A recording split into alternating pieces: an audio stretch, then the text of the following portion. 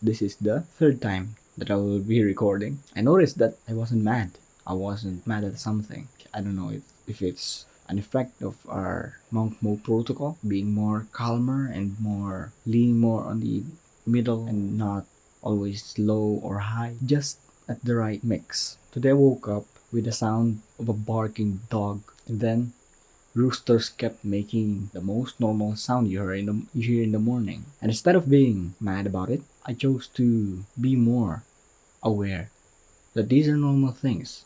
These are normal problems. Every person on earth experienced this. Instead of being more negative about it, instead of whining about it, sometimes we need to choose to accept and work on what we have instead of being more mad and angry about it. I find it that even though roosters and crickets and dogs barking woke me up in the middle of the night, this has been the quietest here. Of course, it's 3 to 4 a.m., but it makes a great time for me to record a video. Today I want to talk about gratitude. But before fully watching this video, I want you to rest your shoulders, unclench your jaw, and breathe like me.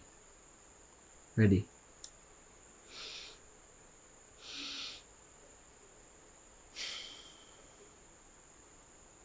That's 2 inhales and 1 big exhale. I do that every time when I'm nervous, when I'm anxious, when I'm about to get on stage. I do it to calm myself. Talking to a YouTube video now is not any different. Maybe some people say that this YouTube journey or this creator journey is easy, but it's just like every other profession.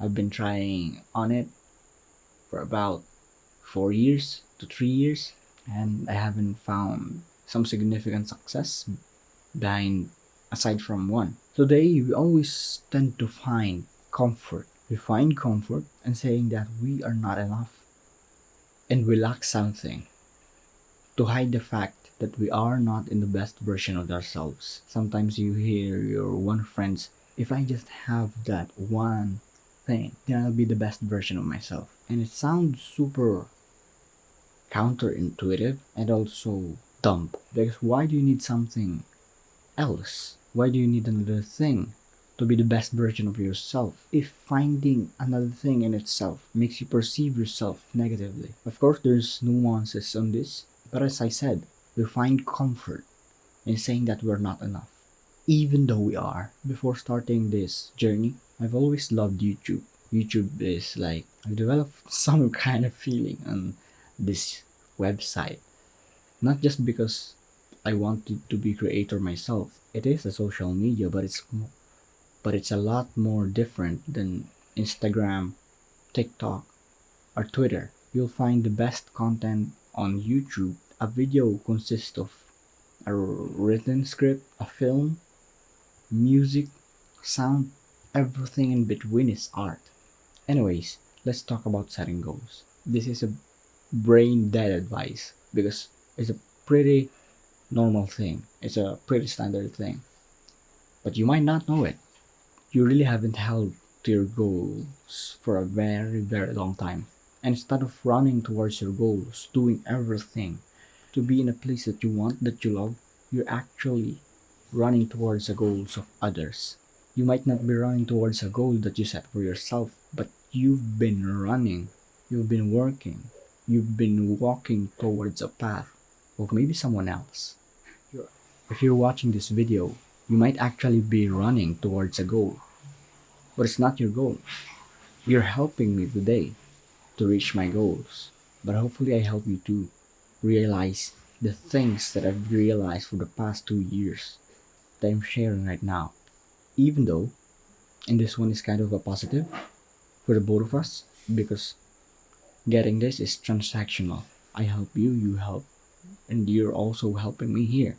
But what if in other aspects of your life you're helping something else towards their goals that would negatively impact your life? What if you expose yourself to content of other people and instead of move you towards your goals, it's actually taking you away from it? If you have addictions, video games, brain dead content and other more hardcore things that you already know. It's super low on return of investment for you. Having someone say that setting goals is important is pretty repetitive already. It's pretty repetitive already.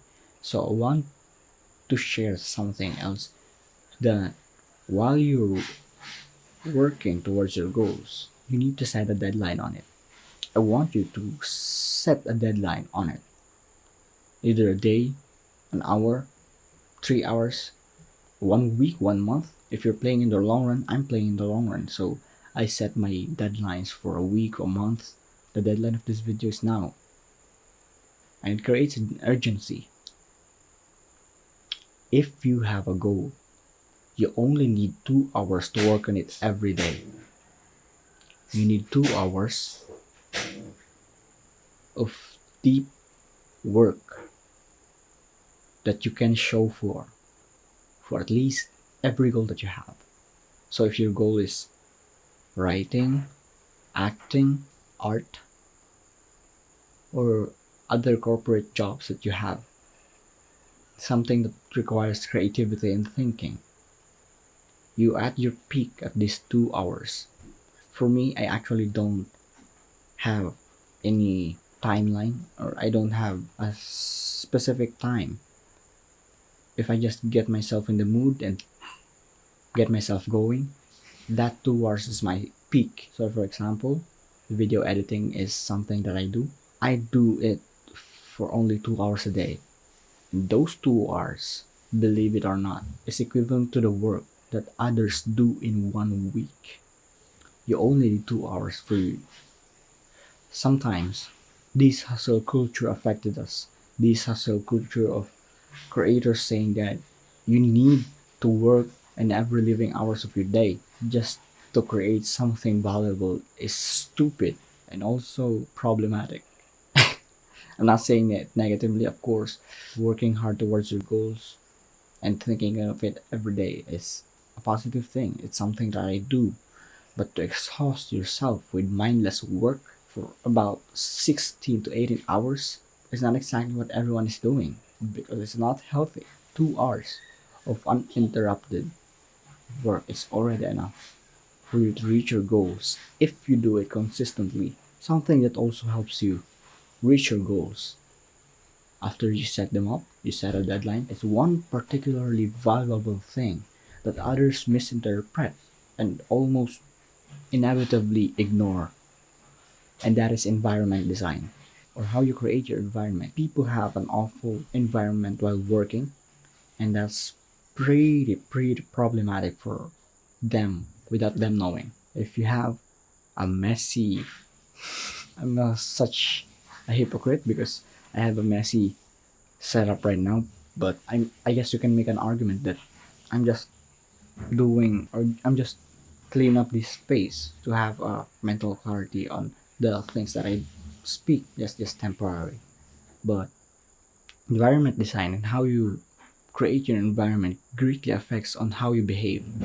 I remember back then when it's summer, I always tend to get anxious and mad and all these kinds of negative emotions because of the heat that affects my head and my body. I'm always in constant discomfort, a negative discomfort, and it makes me perceive my work and everything in between negative because I feel negative. I feel bad. I'm a big fan of architecture, and it's a big part of my life right now because designing everything here is everything you see behind my back. I created it, not directly or indirectly. Of course, the mirror, I didn't create that, but that blackboard, I created that. Even my PC, and that to sort of design my own thing, this make my own thing. This moon lamp, I don't know what's wrong with it. It's not blink. It's only blinking like that in the camera. It's not blinking in it in real life. That's seen in your naked eye. When you ask an architect why he placed the kitchen next to the garage. He'll probably answer you that. So when you buy raw foods, fish, meat, vegetables, you go straight from the garage or the car park to the kitchen without interruption, then crossing the bedroom and all the living room and other parts of the house just to get this raw food delivered to your kitchen. Every space has a purpose. Every space, not just aesthetics, but with function. And that's how you should design even the slightest space that you have in your house to create the best version of yourself, or at least affect you to be that way. Everything built with purpose, every space aligns with everything, and every decoration doesn't just offer aesthetics but also with function. Environment design provides clarity to the mind. Mental architecture provides direction to your goals. If what you see is a cluttered environment, you will spend most of your time doing disorganized tasks. When your room is a bit of a mess, you will do a bit of a mess of a job. If you work in a dark, dusty, and claustrophobic box, your mind will be trapped in a brain fog life.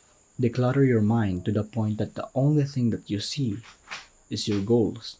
Mental architecture provides direction to your goals. Declutter your mind by eliminating mindless tasks, events, and errands that you won't contribute to the life that you want to live. Make everything serve with purpose, make everything with function, make everything align with it. If you build your thoughts just like an architect build a house, you will have a creative, functional, and purposeful mind, just like a creative, functional, and purposeful home.